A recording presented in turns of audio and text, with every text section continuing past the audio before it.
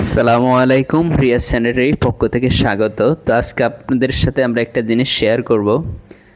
কথা হলো কি, 10তলা বিল্ডিং দোতলায় পানি আসে না, নিচতলায় পানি আসে না। না আসার কারণ কি, অনেক বাড়িওয়ালা বাইরে বলে কি আপনারা কি পাইপ চিকন দিয়েছেন। ভাই, আমরা পাইপ চিকন দিই নাই, 3-4 পাইপ দিয়ে ওয়ারিং করলাম। সাধারণত বাথরুমের ভিতরে 3-4 অথবা হাফ ইঞ্চি পাইপ দিয়ে ওয়ারিং হয়।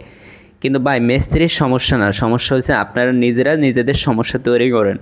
বিশেষ করে কি জিআই পাইপ, অনেকে জিআই পাইপ ব্যবহার করে বলেন কি যে এটাই তো মনে হয় অনেক দিন লাস্টিং করবে, কিন্তু জিআই পাইপ যে ভাই কি একটা মারাত্মক ক্ষতি করে সেটাই আপনারা জানেন না। এই যে দেখেন, আমরা এই পাইপের মাধ্যমে দেখেন টয়লেটের ওয়ারিংয়ের ভিতরে যে সমস্ত জ্যাম ছিল, কলে পানি আসতো না, তা আমরা এটারে আপনার এই পাইপের মাধ্যমে ওয়াশ করতেছি।